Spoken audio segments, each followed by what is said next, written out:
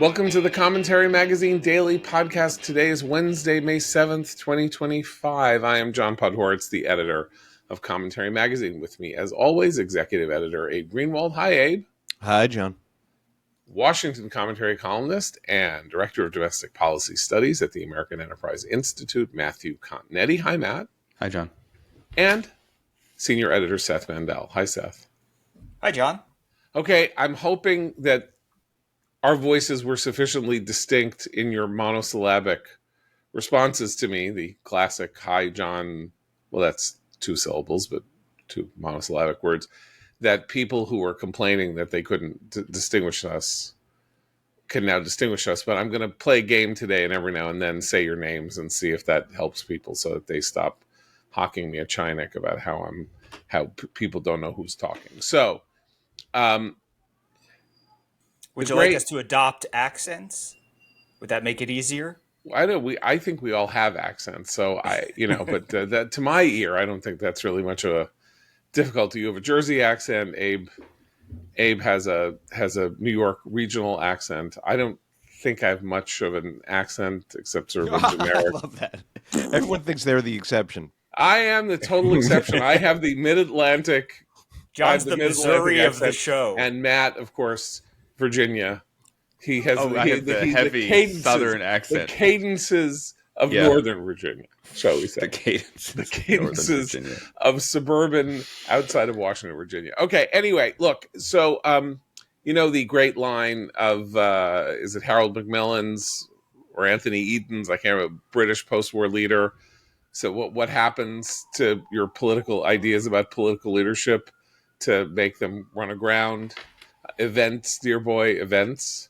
So guess what? There are two countries with nuclear weapons right next to each other that have been in a hostile relationship now for as long as Israel has been in existence, by the way, almost exactly as long as Israel's been in existence. That's India and Pakistan. And they're now in a shooting war with each other. So while we talk about Iran and can Iran get a nuclear weapon, one of the reasons you don't want Iran to get a nuclear weapon is so that a country that it's hostile to would then feel the need to get a nuclear weapon.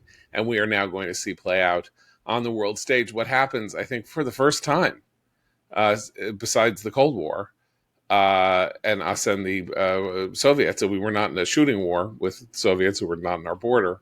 That two nuclear powers are war with each other. Well, they haven't declared war yet. There was in the late 1990s, there was similar tensions right around the time that India tested its nuclear device. Certainly a big, important event, as Harold Macmillan and you suggest. The U.S. seems to be kind of aloof, I'd say. I mean, Marco Rubio has spoken to the foreign ministers. They've said that they would like de-escalation, that great word from the, or not so great word from the Obama-Biden years. But we haven't really said more than that.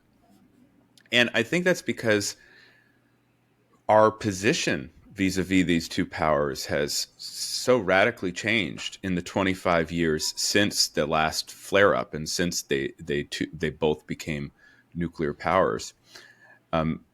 For much of the Cold War and in the aftermath of the Cold War, America was allied with Pakistan. Pakistan had connections to the CIA. They were anti-communist. They helped us supply the Mujahideen when the Holy Warriors were fighting the Soviet invasion. And India was a non-aligned nation. And as a non-aligned nation, India was much more sympathetic to the Soviet Union and to socialist tyrannies throughout the world. But in the past 25 years, post 9/11, and really in the last decade or so, as a result of the rise of China, that our alignment has changed.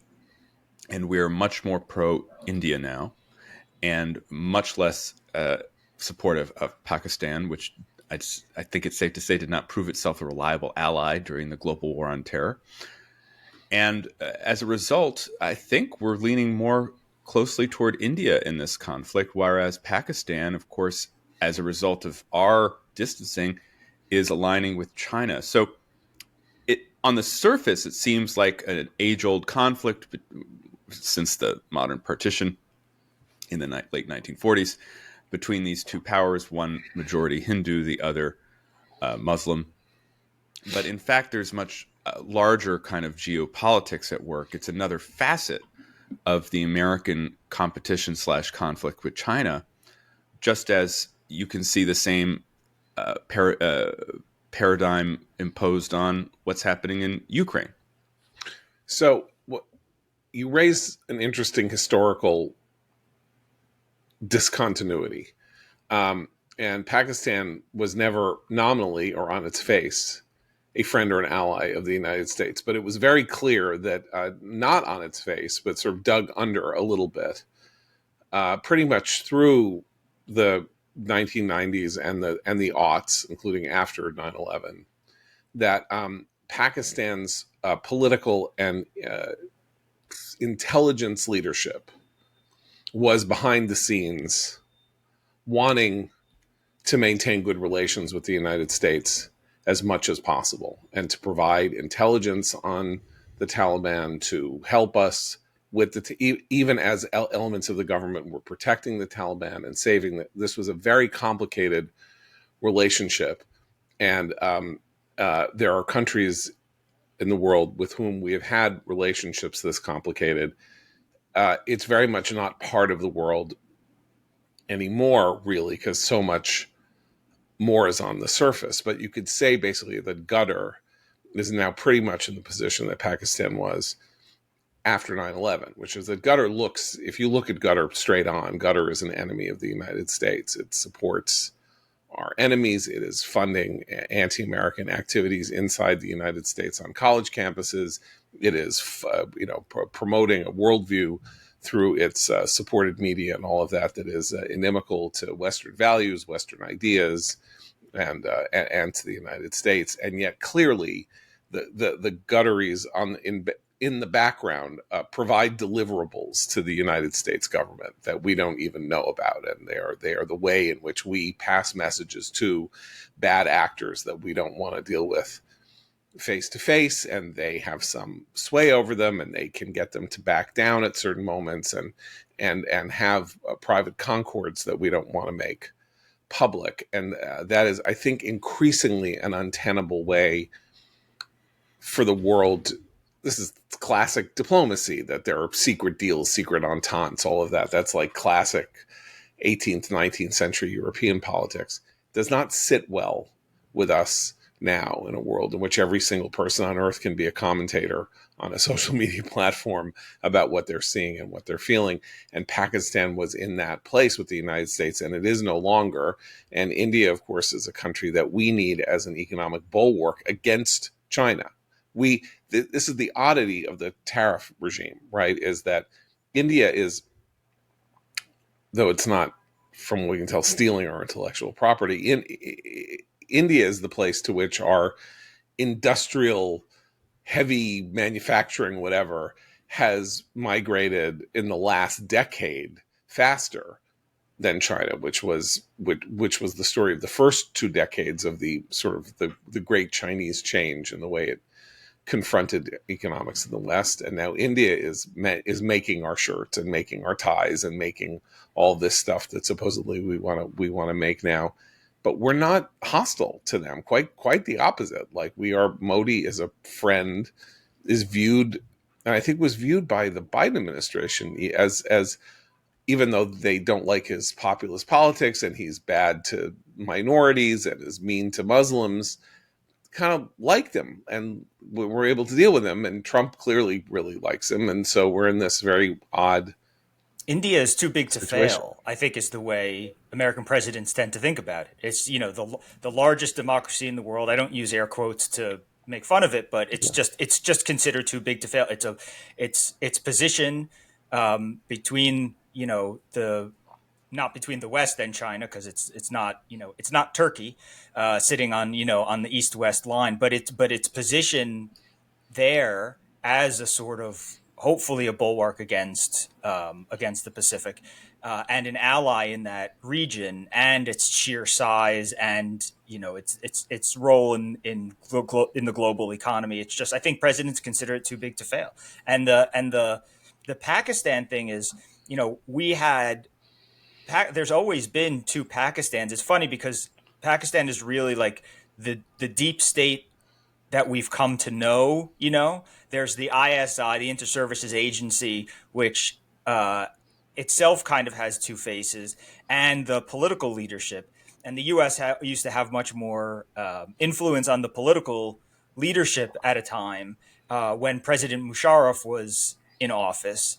And it was through President Musharraf that the Bush administration was able to send A.Q. Khan on the run. A.Q. Khan was the father of Pakistan's nuclear program, and he was caught selling nuclear know-how to North Korea, I believe Iran as well, although I'll have to double check on that. But he was basically turning into a kind of nuclear mercenary, and we were able to go to President Musharraf and say, we can't have this anymore. And so we've had like this on and off relationship with them. Musharraf, by the way, once yelled at me at a press conference because he was going on an anti-American tear and blaming America for all the problems with their relationship. And I asked him if he and Pakistan have any blame at all or any responsibility for the relationship itself, and he kind of blew his top. So we went from this period where Musharraf was like, yeah, we'll help you round up our renegades, to how dare you suggest that America is anything than an evil force and blah, blah, blah. Not only to that, we went from we'll help you round up our renegades to this is where Osama bin Laden will end up residing, don't forget, in Abbottabad.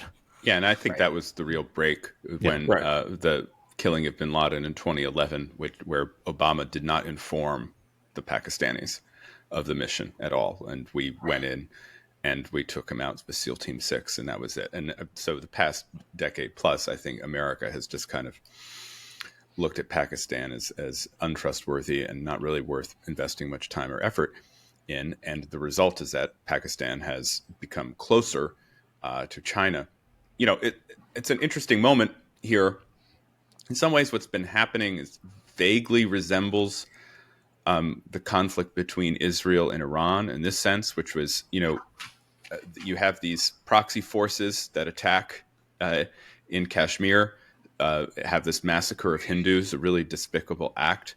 And then you have this, how are we going to retaliate? In this case, India had been building up pressure, the escalatory ladder, economic sanctions, depriving certain water flows into Pakistan, and then finally saying that it was going to conduct some military strikes.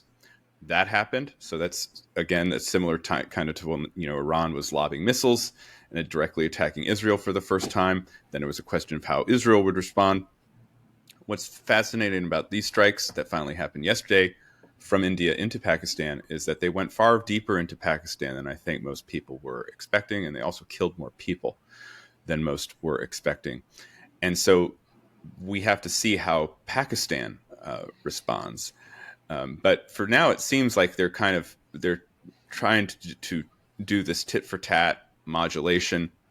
Very risky when you have two nuclear powers doing this, but it's not broken out into full-scale war. And I think this is an opportunity for our Secretary of State, who also holds 3 other jobs, or our special envoy, who crisscrosses the Eurasian periphery, to maybe say, hey, look, we want to help you guys calm down and de-escalate so we don't have another hot war in this very inflamed world. The reason I brought up the Harold Macmillan quote is that obviously the idea was that these first 2 weeks of May were going to be for the Trump administration an effort to advance its diplomatic efforts in the Middle East in some very significant way, which is partially what the outreach toward Iran on some kind of a nuclear deal was part of, along with the question of whether or not they could extend the Abraham Accords. Trump saying yesterday that he is going to make an announcement in the next couple of days that will shake the world. We have no idea what he's referring to, but it will literally shake the world. So people think, oh, well, that means the Saudis are going to normalize with Israel, or Iran is going to give up its nuclear program entirely, or some major thing. That's or why it's he's just calling it this Gulf of Arabia. Maybe that was the concession. You recognize Israel, Yes. and we'll call it the Arabian Gulf again. Yes, which is, by the way, I don't know. It should be called I don't know why it's why are any of these things called anything? That's what I want to know. Who named the Indian Ocean the Indian Ocean? Why isn't it the Mauritania? Why isn't it the Mauritius Ocean? Why isn't it the Australian Ocean? I don't understand. Anyway, that's what the Gulf of America things are brought up as who did who said this was the Atlantic? Who said that was the Pacific? It is sort of an interesting question. Was it a map maker in 1750 and that's just what happened? But the reason I'm bringing this up is planning like this is, man plans and God laughs. So Trump and his people are maybe thinking they're setting up a chessboard in which they can, declare victory. And then out from the corner of the board come, the Indians move their rook, and then now what? Now what happens? Something very major might be going on that will overshadow whatever it is that they want to do, just as the Houthis nearly hitting Ben Gurion Airport took Israel on a total, huge left turn away from what they were focusing on, which is how do we end this in Gaza and try to get the hostages home and finish it off. Suddenly it's like, well, you know what? Now we've been dealing with the Hamas, we've been dealing with Hezbollah in the north, and we've been swatting away the Houthis, and now the Houthis just did something very, very, very aggressive and very frightening and very serious. And so we got to take our eye off that ball while we're calling up thousands of reservists for a push into Gaza that we've already said we're going to not do until Trump leaves the region at the end of next week. And now they had to go and blow up the port and the airport in Sana'a and go from there. Events change the facts on the ground. And this is the joke of anybody who's ever worked at a White House is they announce that next week is infrastructure week. And then there's a hurricane. And guess what? Your rollout of the 7 policies that you're going to do every single day to push that you really have an issue on infrastructure has to be delayed 3 months. Yeah. Because you don't get to set the world agenda that easily. It's also, a reminder about the region. I mean, it's amazing that we've been dealing with Islamist terrorism in the region for this long. You can always, something happens with Israel, in this case, something very big, and everyone focuses on Israel and thinks that that's sort of the only important aspect of the Middle East and of the region.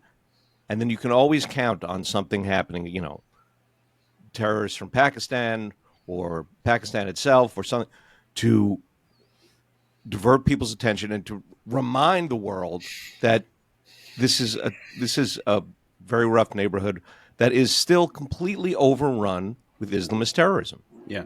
I mean, I came across a line, it escapes me where I saw it, but it was part of I think it might have been Richard Haas's column on Trump foreign policy, and it was referring to the new Israel plan in Gaza and the announcement that Israel would take over the entirety of the Strip beginning next week.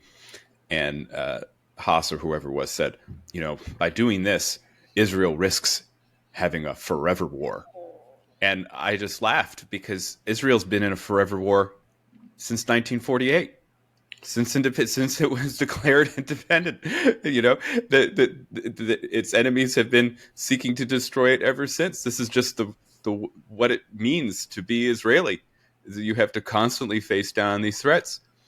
Hamas isn't offering a 5-year truce, and it's the same thing. It's like remember after 9/11. Some people in our audience may not have been born then, but after 9/11, Osama bin Laden, when he finally released the videotape taking credit or accepting responsibility for the attacks on the World Trade Center and Pentagon, he started referring to Al-Andalus, the Islamic conquest of Spain from the 13th century, and then finally ejected. Muslims were ejected from Spain in 1492, the Reconquista in the 15th century. But this is present history to Islamic terrorists. This is how they live, and they don't see any humanity in the infidel, right? So you're absolutely right, Abe. That's just that is the forever war. Sorry to say, And in the United States terms, it's 35 years of a direct war between us and Islamist terrorists. Andy McCarthy, in his book Willful Blindness, which we excerpted when it came out, I think in 2009, dates the Islamist war against the United States to the assassination of Mayor Kahana in a hotel room in New York City in 1990, I believe, at the Roger Smith Hotel on Lexington Avenue and 48th Street, where he was killed. Kahana, of course, a radical Israeli political figure, born and raised in Brooklyn, the founder of the Jewish Defense League, a self-defense organization that many people thought tipped into vigilantism and sort of domestic terrorism, moved to Israel, was a voice for forcible transfer of Arab populations out of the state of Israel, assassinated by Islamists. And this is the moment at which Andy says the Islamists declared war on the United States, and it was our decision, our fateful decision, until after 9/11 and the 11 years that followed, to treat this as a domestic law enforcement problem, assigning it to the FBI and our court system, including the bombing of the first bombing of the World Trade Center in 1993, led by the blind sheikh. And Andy knows about this because he was the prosecutor in the blind sheikh's trial in 1996 and onward. And his point in the book is that he should never have been involved, nor should the justice system. The thing to have been done there is to go after the financial and political and intelligence operatives outside the United States who had activated this plan, that this was a war against the United States by foreign entities, and that it was for the United States military and its intelligence services to deal with, not our justice system, which, as we're seeing right now, complicates matters like dealing with people that we think domestically are bad actors who should not be inside the United States. Once you put those things into the justice system's logic and its systems take over. You remind me of a Weekly Standard cover from 2005, which showed an image from Camp X-Ray, Gitmo, the terrorist holding cells, and the headline was due process, everybody's new favorite word, due process for terrorists, ? And of course, the rule of headlines is whenever you see a question mark in a headline, the answer is inevitably no. So, so we were arguing against due process for terrorists many decades ago, before it's come up again in a slightly different context. And that was, of course, literally why Guantanamo Bay was used for this purpose, which is that we took into custody after 9/11 hundreds of actors on the battlefield in Pakistan, in Afghanistan, really, who were not themselves repatriatable to their own home countries, nor would we have wanted them to be, because they would have just been let out to do this again. But we did not want to bring them onto the shores of the United States, because once they touched American soil, they would then have the benefit of due process rather than being treated as prisoners of war taken on the battlefield, who have a different kind of status and standing. And this fight went on throughout the 2000s of people saying, well, we can't treat these people this way in Guantanamo Bay. And now we, again, have a version of this with Mandawi and Khalil and others who we would wish to treat not as people with full access to the full rights of American citizenship, but nonetheless, this is the way this is heading. Can I make a point about India and Pakistan that might tee up our discussion of the other foreign policy news of yesterday? And that is, we think about, okay, what does America first foreign policy look like? Well, we're kind of seeing it in action because, sure, America's aligned with India. It's kind of de-aligned with Pakistan, but we have no treaty relationships that commit us to the defense of either country. We have, economic and we have diasporic ties to both countries, but them going up this escalatory ladder is concerning for sure, but it's not directly affecting American military interests, for example. And so I think that helps to explain kind of the aloof nature of the administration's response, where, we want things to calm down, but it's not like Secretary Rubio's engaging in shuttle diplomacy and heading right to Delhi and then going to Islamabad and back and forth until you get an agreement like Henry Kissinger, the last person to have both Secretary of State and National Security in his bio, would have done. And that's, I think, also reminiscent of President Trump's announcement in the middle of his meeting with the new Canadian Prime Minister yesterday that we're done fighting the Houthis, right? We're done. The Houthis have said they've stopped. They're not going to fire at us anymore, President Trump said yesterday, and so we're not going to fire at them, and all over. And this announcement, which I know, John, you have a theory that you're going to explain in this moment, but this announcement took the world by surprise for sure. It also took Israel by surprise because it happened on the very day that Israel destroyed, as we've mentioned, Yemen's airport and its port. Its port, right? Yeah, they've attacked the port before, but they did the port, and the airport is inoperable. And Trump's announcement doesn't seem to have included Israel, right? It was about us and the Houthis. It wasn't about the Houthis and Israel. It wasn't even necessarily about the Houthis in Europe. Now, a subsequent statement by Trump, because, of course, we have to follow every single thing he says throughout the day to kind of get a sense of where policy is, seems to have said that in his mind, this deal or agreement also encompasses Israel and Europe, but it's unclear. Nonetheless, what is clear is he just wants that's all he cares about is America, right? Is it affecting America? Do we do this? Are our ships being attacked? All right, then we'll fight the Houthis. And then if they tell the Omanis that they don't want to fight us anymore, fine, we're done with it, right? And the same with India and Pakistan. Are we really infected if India and Pakistan go to war? It will be bad, but we don't have, like I said, we don't have any treaty obligations. It's on the other side of the planet. We're not in Afghanistan anymore. So you kind of have this kind of, we hope you both calm down. So the best reading of this is that Israel destroyed the airport and the port in one fell swoop. And the Houthis said, okay, our efforts to interrupt the shipping lanes, we're giving up. So Israel has now saved the West and Western shipping from the Houthis just in time for all of Western shipping to end because of the tariffs. Since we hear that now most of the ports on the West Coast have basically gone dry and aren't. It's a different direction, John. I know. Okay, so we're told that in the next 2 or 3 weeks, the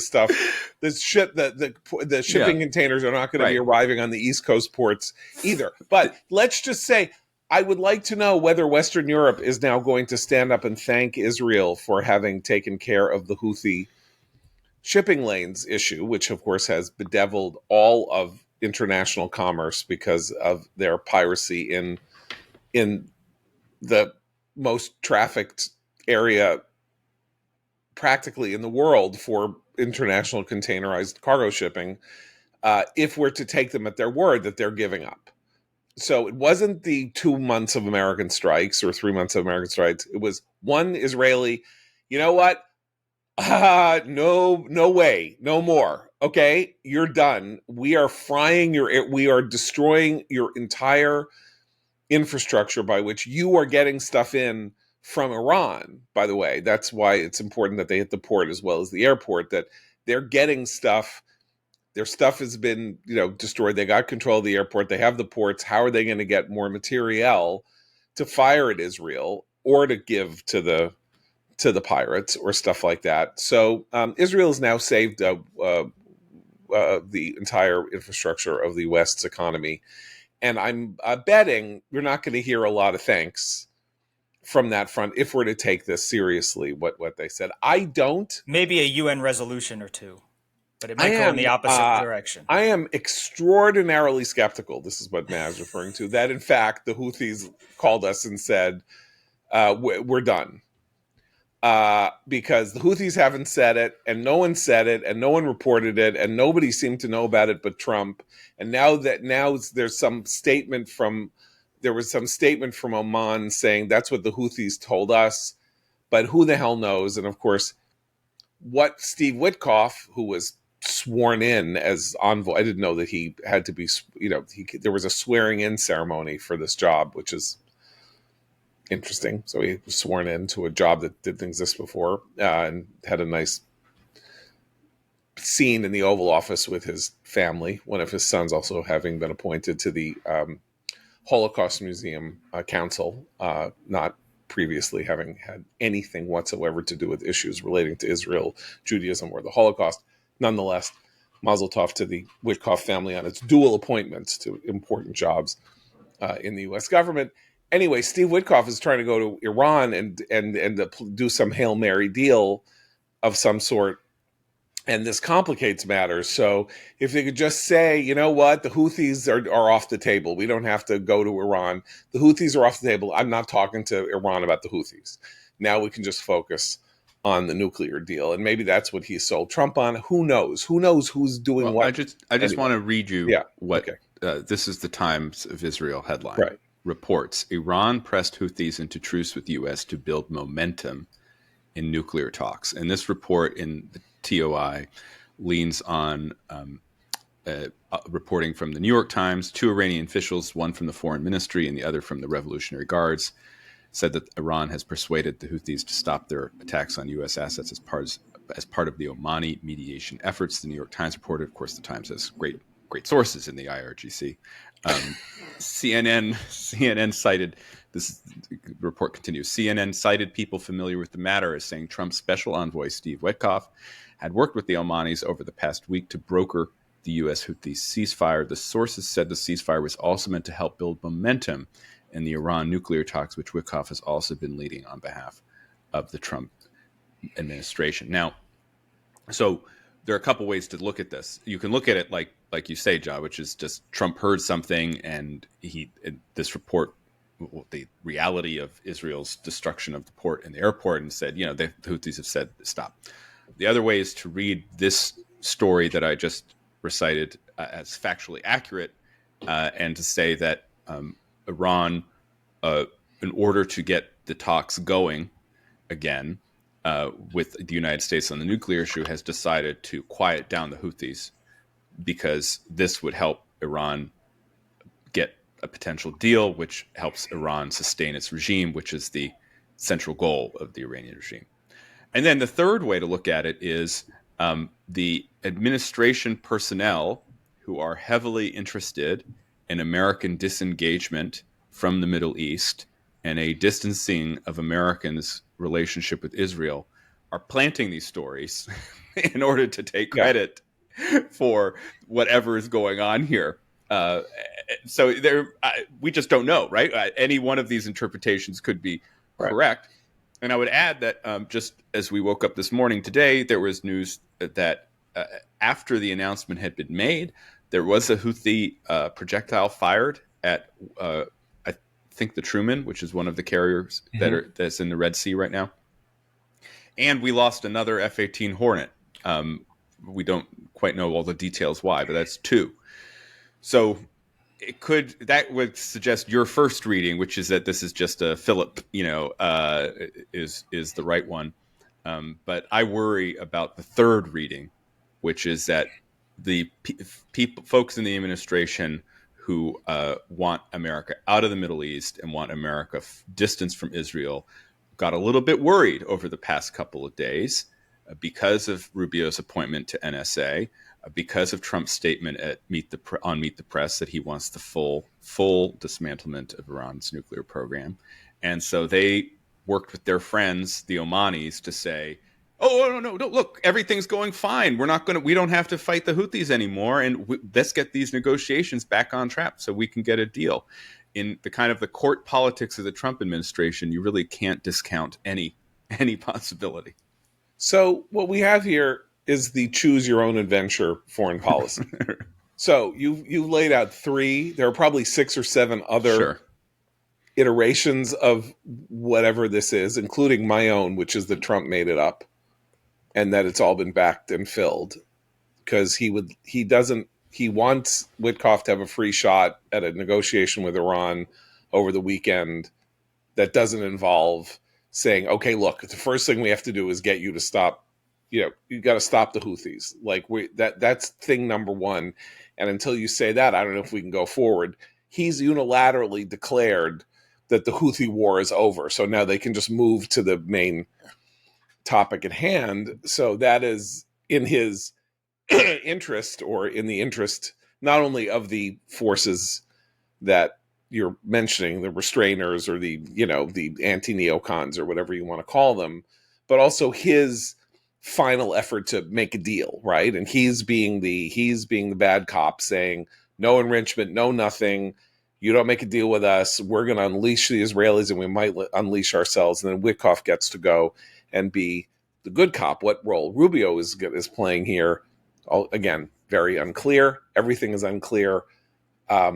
Maybe this is 9-dimensional chess. It looks like 52 pickup to me, it looks a lot like the Obama administration again, because one of the criticisms of the Iran nuclear deal the first time around was that it excluded essentially all of Iran's troublemaking around the region.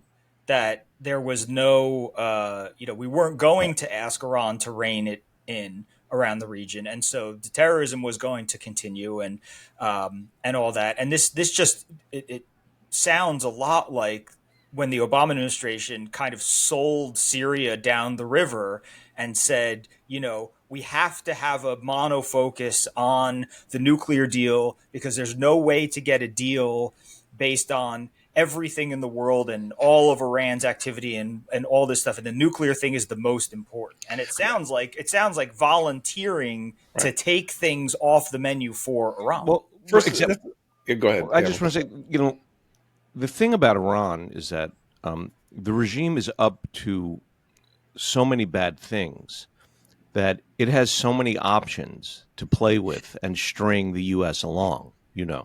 It can, if it looks like negotiations are coming to an end, they can just say, "Oh well, look, we just took the Houthis off the table for you, so come back."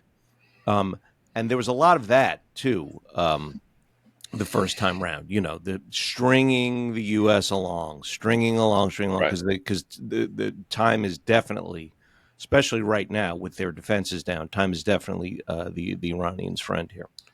I'm glad, Seth, you brought up the monocausal efforts in 2013 to 2015, because of course, we don't even spend any time blaming the Obama administration for the crisis in Europe that was fomented by the fact that we did cut Syria off, or that we decided not to. We decided to say that we were dealing with Iran exclusive of its behavior and propping up the forces it was propping up in Syria, leading to the genocidal or self-genocidal war in Syria, leading to the migrant crisis that has now revolutionized and dominated European politics for a decade. And the Obama administration doesn't get enough blame for that. So let's add that to the the historical indictment of the Obama administration. The one thing the Obama administration had, it's not praiseworthy, but it is notable, is that we're singing from the same hymnal. The minute that they decided they wanted this deal, it was a 2-year negotiation. And it's not like we heard people in the Pentagon are really worried about this deal. They don't like it. They don't think this is going in the right direction, or there are voices on the National Security Council that are very concerned about this. It was clear the Obama administration was going to do everything that it possibly could to get to the JCPOA, and everybody was on board, with Ben Rhodes, pressing the button and getting all of his 27-year-old know-nothings in the national security reporting industry to say whatever it is and say whatever he needed them to say at any given moment in that idiot echo chamber that David Samuels wrote about so brilliantly in the New York Times back in 2014, 2015. What's different here is that it's a cacophony. Like, we got Trump saying no enrichment. We got Witkoff saying, maybe a little enrichment. We got Rubio saying not only no enrichment, but they'll do it the same way everybody else does. You want uranium for a civilian nuclear program? You're going to go buy it. We were buying it. Our reactors were buying it from Russia until we put sanctions on Russia a year and a half ago. Like, you'll do it the same way everybody else does it. You don't need to create your own uranium. There doesn't have to be a domestic uranium producing industry inside Iran for you to have a civilian nuclear reactor, which we all know you don't need anyway because you got oil gushing out of the ground. What do you need a civilian nuclear reactor for? So the Obamans were very disciplined. And of course, the Trump administration is the opposite of discipline, which then creates this world of uncertainty that provides hope. Abe, you texted us yesterday, right? Hope, depending on who you are. Abe's like, tell me not to believe. I want my heart to commit itself to the idea that Trump is the hardliner in the administration on Iran, because it's too much to hope for that he's the guy who is going to keep them on the tough path. I'm like, don't believe it. And you're like, okay, I'm going to try not to believe it. But the fact that you can, at any given moment, think that Trump is the guy who is going to keep Steve Witkoff from selling Israel down the river and the Saudis and everybody down the river by allowing Iran to have a nuclear program, or that he's the guy who'll stop him, or that he's the guy who'll be like, I just want this deal so much. That would be so great. I get an Iran nuclear deal. The Israelis take over Gaza. We get some kind of normalization with the Saudis. I'm like, I'm the new, master of the Middle East map. By the way, just to make it clear, if there is a nuclear deal with Iran, there will be no normalization between the Saudi Arabia and Israel. Saudi Arabia and Israel work together against Iran. But if the United States capitulates to Iran again, the idea that we are going to play a role in creating a tripartite alliance between the U.S., Israel, and Saudi Arabia, when Saudi Arabia will now think that the United States does not have its best interests at heart and is negotiating against the existential threat posed to it by Iran having a nuclear weapon. We always talk about Israel's existential threat from Iran because Iran talks about the existential threat. The Saudis feel it. The Iranians would like to have control of Mecca. They would like to have control of the holy sites of Islam for Shia for Shia Islam as opposed to Sunni Islam. Who knows what lengths they're willing to go to for that. Anyway, so in this case, we have things that the Saudis would need if that happened would also make deal with Israel harder, right? Because the Saudis would want a program of their own. The Saudis would want certain advanced weaponries and defense guarantees of their own. The sort of thing that has always made Israel nervous because Israel needs to maintain its qualitative military edge over its Arab neighbors. So it's the cascade effect where it's almost impossible to have a deal afterwards because the Saudis would have to turn into something that couldn't have that deal with Israel. I mean, if this is the case, I'm a little bit stumped as to why we're not hearing more underground Saudi opposition to the negotiations taking place. I'm not so sure that Saudi Arabia is totally against some type of nuclear deal with Iran. That would be new. Well, That would be remember when wildly China, during the Biden administration, China brokered that, détente between Saudi yeah. and Iran, right? And MBS, I think he's kind of all over the place now. And remember, Trump is going to the region next week, and really at the end of this week, I think. And he's not going to Israel. And so, Right. when I'm looking at this foreign policy emerge, I'm not saying that Donald Trump is not pro-Israel, but I'm saying that in the first 100 days of the Trump administration, you see actually a more typically Republican foreign policy toward the Middle East, right? It's a more Arabist, Classically, like yes, old Republican, right? It's more 1970s Republican, Arabist kind of. In this case, the Gulfies, right? The deep business ties now yeah, between the president's family, his envoy's family, and the Gulf states, the Gulf principalities. And so it's I don't know where we're headed. I mean, it's I don't think it's necessarily throwing Israel totally off the bus, right? In the same way that H.W. Bush and Jim Baker F the Jews did, in 1991, in right? 1991, Yeah. but it's not Trump won. It's not Trump won. But the reason for the Israeli-Saudi entente, private entente, that changed the world right in the last decade was the JCPOA. So if Mohammed bin Salman, whom you refer, who is essentially the dictator of Saudi Arabia, if he has changed his mind about that, or thinks this is something that he can live with or work around or something like that, that's really a very big change. That's an epical change of its own. And he is flighty, and he does have his own gigantic and very fanciful ideas about transforming Saudi Arabia that require a certain level of peace and stability for him domestically. And if somehow Iran can be made to stay out of his affairs, it will make it more possible for him to build his 75-mile long, 2-mile deep city. That is his goal for the Saudi future.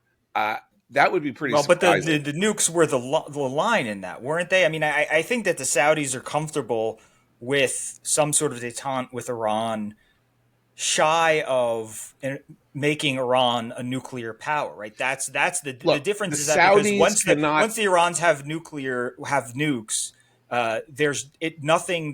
nothing matters anymore. Nothing that's said between the two countries, no deal that's signed matters anymore. Iran will do whatever it wants, and no one will stop it.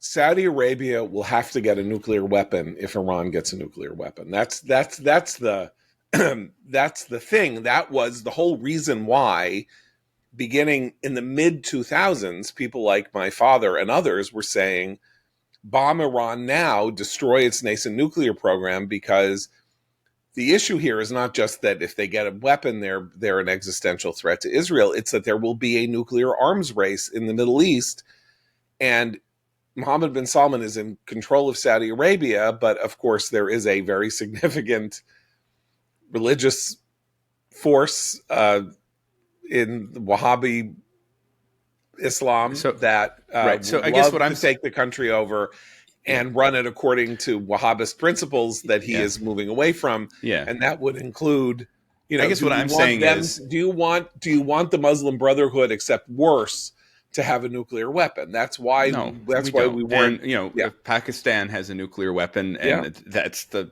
birthplace of the Taliban, right? I mean, that's why we should be concerned about what's happening between India and Pakistan. Right. But I mean, I guess what I'm arguing is, if and this is all hypothetical and flights of fancy on a Wednesday morning, but if there is, say, the white smoke comes from, Persepolis, and all of a sudden there's a nuclear agreement, and Trump announces, you know what, my buddy Steve Witkoff got the Iranians to say that they're not going to do any more enrichment, and we'll provide them the nuclear fuel, and as a result, we'll release some of the sanctions, and everything's hunky-dory, and America first, and we don't have to worry about the Middle East anymore. I'm not so sure Saudi Arabia is going to leap from that to say, well, it's time to get a nuclear weapon, right? Well, they don't have to do it next week, because the whole point for Iran is to get a deal to just kick the can down the road and still maintain the infrastructure that would allow them to weaponize, and they can continue their ballistic missile program, which they call their space program, and that is just kind of this thing they have in reserve, right? That they can always wield down the road. So that's why I think that I'm looking at this, this trip, and I'm saying this is not the trip that Trump took last time, right? Trump went to Saudi and then he went to Israel. He's not doing that this time. He's just going to Saudi. Is he going to the Orb? I hope he sees the Orb. He needs to go visit. He needs to return to the Orb. We still don't know what the Orb. Do people remember? We know what the Orb did. The Orb gave him the ability to come back in the amazing comeback of 2024. Right. Do people remember the Orb? The Orb is obviously the just Google Trump Orb Saudi Arabia, because you will see an image out of a Marvel movie that continues to be has gone unexplained now for 8 years, and I think will go unexplained forever. But they were all touching that Orb. Did you stay for the end credits scene? Because I think that's the end credit scene has yet to be. They haven't produced the end credit scene. Yeah. By the way, just the end credit scene was Mike Pence meeting with Liz Cheney, just having an innocent-sounding conversation. But little did we know that in the twist 4 years later, things would be very different. Yeah. And just to Matt's point, by the way, about 4 weeks ago, the U.S. Energy Department renewed its talks with Saudi Arabia, apparently over sharing nuclear technology and opening a pathway to a civilian nuclear program. So I think the Saudis are nudging Trump along the way. Each time it seems like maybe Witkoff is going to, hand the shop over to the Iranians. The Saudis sort of poke Trump with what John said before, which is, well, who else might need some nuclear technology if all, it's a kind of subtle reminder, but I think the Saudis want that reminder they want the United States to remember at all times that they're going to ask for nuclear concessions of some sort, the further along it goes with Iran. And of course, Israel is now facing this question of what it's going to do in the final push in Gaza. Trump announced yesterday that he has been told that there are only 21 surviving hostages in Gaza, which is 3 fewer than the Israelis have been saying publicly. This has caused a controversy inside Israel, people saying the families have not been informed of this. I don't believe that. I think the families are told a lot of stuff that we don't know that the families are being told. And I don't think anything is being kept from anybody. But you labor to figure out if there is an ulterior motive in making such an announcement, or whether Trump is just blurting stuff out as he blurts it out that have gigantic consequences outside the Oval Office that he doesn't even care about. By the way, did you see the pictures when Carney was there yesterday at that? We don't even have to go into this, at that hilarious half an hour session about the, no, we're not going to be the 51st state anymore. You see that Trump they're already gilding the Oval Office. It's got a gold leaf on the. Yeah, they've been doing that for a while. Yeah. Right. Okay. So this is what's interesting to me. So, okay, he can do whatever he wants. He lives there before they strip it down. We have a house for the president. And the name of that house is the White House. It's not the palace. It's not the presidential palace. It's not the presidential what. The name in classic American Puritan, unpretentious was to say the president of the United States lives in a White House in the middle of Washington. And looking at a gilded version of the Oval Office is very aesthetically discomforting to me. And I bring this up only to say that, as I say, it's Trump's place for 4 years. He can redecorate it. as he wishes. But the plainness of the White House is a symbol of America's stripping itself of European aristocracy, classical grandeur, to be modest, dress modestly, function modestly, and to be no higher in standing than the ordinary person who might also have a White House in his, have a house that's painted white, in his home in Pennsylvania or in Georgia or wherever. I think it's a really Yeah, interesting point, just because if you ever go to where not even just where leadership in like authoritarian countries, but not even just where they reside, but where they work. Yeah. The more opulent the setting, the less legitimate the government is. Right. So there's a lot to what you're saying. And Truman had to, remake the White House because a piano started falling through the floor in the White House, right? Margaret Truman's piano actually sank, and a leg of the piano broke through the floor. Yeah. And the people underneath had a reasonable fear of being in like a Bugs Bunny cartoon with an Acme piano about to fall on their head. Like it had gotten, it wasn't like he came in and said, we need to spruce this place up. It was like, there are pianos falling through the floor, and they were famously rats. It's really old. And things like Yeah. It's really old. It's been in disrepair for a while. Remember when Obama was there, they had this problem with flies. Yeah. And Trump had to kind of take care of that during his first term. It's one reason why Trump spent a lot, not the only reason, but among the reasons Trump spent a lot of time at Mar-a-Lago was the White House was just not in very good shape during his first term. I think it's improved because of some of the things Trump did during his first term. And I have to say, the office is the office. Anyone's office, as the people watching on our YouTube channel can see my home office. They can see John's office. Offices are reflections of the occupant's personality. And so this Oval Office is definitely a reflection of the current occupant's personality. There's no question, in a way that it really wasn't the first term. But some of the other improvements that he's making, or changes that he's making to the White House, seem to me completely logical. The whole, the New York Times first reported earlier in the term about how, Trump is going to pave over the Rose Garden, right? When in fact, what is happening is they're laying down a hard stone surface on the lawn, not on any of the roses, on the lawn, so that they can have more events there, because just even Trump's opponents concede that the ground in the Rose Garden becomes very muddy and hard to walk on, and that's one reason it's not very used. So that to me seems completely reasonable.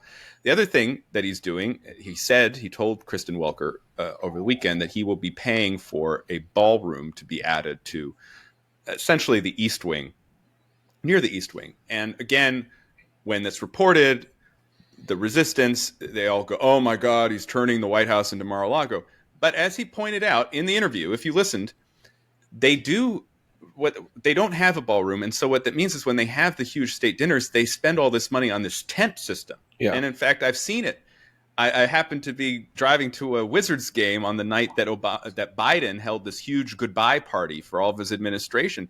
And you could see from Constitution Avenue this remarkable tent system, that they had built up in the lawn. So it kind of makes sense to have a permanent structure there, right? Right. And if you've gone through the security in that tent system, it is a wild situation, because you start outside on a line, and then you go into a tent with heaters and go through some sort of security and get you have your name checked. And then you go outside again, and then you go through these perpendicular tents that are set up. It's like Tetris, but tents. And you go through, and then you go outside, and then you go in. And so it all has to, if you do that in the winter, it's 12 degrees, and then you're in a tent with superheaters, and then it's 12 degrees again. It's like clearly going you were into one of those Russian traumatized saunas. when you went through this. It's a very traumatizing experience. It's just it's wild to have this, like, we'll set up some tent situation. But people should know you're talking about how the White House is in bad shape because it's 200 years old, right? It was rebuilt after it was set on fire during the War of 1812. So it's 200 years old, basically, the house. Which we haven't forgotten, Mark Carney. Good point. The Commonwealth, very bad. Boo. Don't give me the Commonwealth. We're better than that. I mean, the British? The British burned down the White House. But Commonwealth. Yeah. Okay. Right. Canada's still in the Commonwealth. Anyway.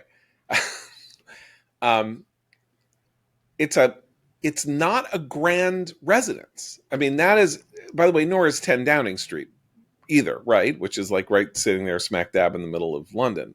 But it is not with a cat on the stoop.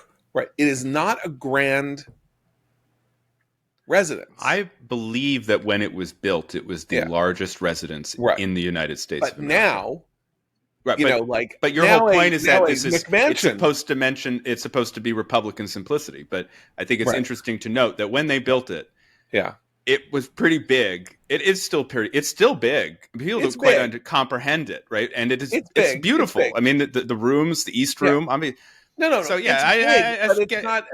it's big, but when I worked there, which was like almost 40 years ago now, I was startled by how it did not conform with my pop culture sense of what the White House would have been like. It did not feel like, this kind of the endless corridors of this or that or the other thing.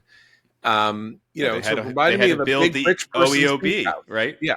And the OEOB, right. And the new executive office building, right? Yeah, and the Treasury Department, which is next door and was built around the same time, is vastly grander than the White House in terms of scale. If you want to sort of feel, a building that echoes with its own importance, that would sort of be the Department of the Treasury next door, not the White House. Anyway, I'm just struck because aside from Trump's absolutely horrendous taste, which he has, and the way that that gilding looks on the behind him, it's gross and it looks like a stupid apartment. I'm guessing you don't like the idea of the 2 10-story flagpoles that he's putting in. Everything can be changed. Able to see the flags from the. What's interesting about that is there's been no progress on it since he made that announcement a couple of weeks ago. It's interesting. One reason you wouldn't have the 10-story flagpoles, it seems to me, is people don't like making the White House too visible from the sky. Right. I mean, it is just a case that actually you can only get a very good view of the White House when you're directly in front of it. That is true. And it's very, very hard. It is logistically in the area around the White House. Yeah.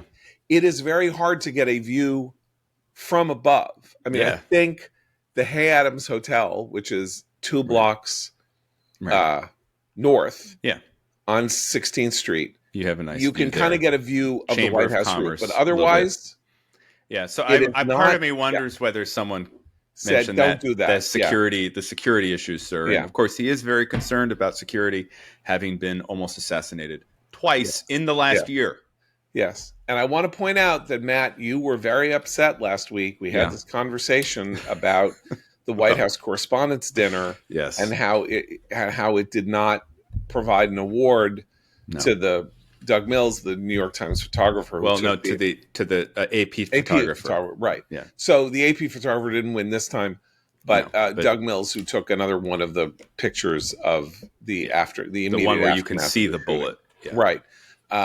Did win the Pulitzer, although the Pulitzers were a shocking and horrifying disgrace. At least 2 winners of the Pulitzers being absolute Hamas propagandists. Full stop, full bore, no exceptions. Shocking, but not really shocking. And also the Pulitzer means about 75% less of what it meant when I was a younger journalist, when it really was the career-making thing that you got, and then you had it, and then you would never get fired, and people would come after you. You could like Nicole Hannah-Jones, you would win it, and then you know what? You never wrote again, and you were still paid your full salary. A few years ago, there was a Pulitzer winner who was fired in between the publication of his story and the presentation of the Pulitzer Award to him. Right. Well, and so that's life. That is life today. Okay, I'm going to make a quick recommendation and we can go. I made a joke about a Marvel movie. I took my son to see Thunderbolts yesterday. If you are somebody whose kids like Marvel movies and you have had the regrettable experience of taking them to see Marvel movies since Endgame or watch many of the Marvel series on Disney Plus since 2019 or when Disney Plus started, though there have been a couple of watchable ones, including Shang-Chi, like some of them have been just absolutely egregious, particularly the most recent one, Captain America, Brave New World, in which Harrison Ford turns into a Red Hulk in one of the most embarrassing sequences in film history. Thunderbolts is fun and it's pretty good, and and Florence Pugh is amazing in it, and so you can go see it, is what I'm saying, without wanting to bash your head onto the table on which they bring you your drinks now at many theaters to get through the experience. And you should see it before the tariffs kick in. But it's already done. Also, the president's 100% tariffs on movies. Yeah, I know, but that thing was like been made entirely in Georgia, as far as I can tell, and very it's set in New York. I don't think it was filmed anywhere in New York. I think it's another version of that thing where they just sort of put them on a stage and then they have a virtual city around them. But it's a decent time at the movies that you can take your kids to if you were obliged to find something to take them to. So that's our show. We'll be back tomorrow. For Matt, Seth, and Abe, I'm John Podhoretz. Keep the camera burning.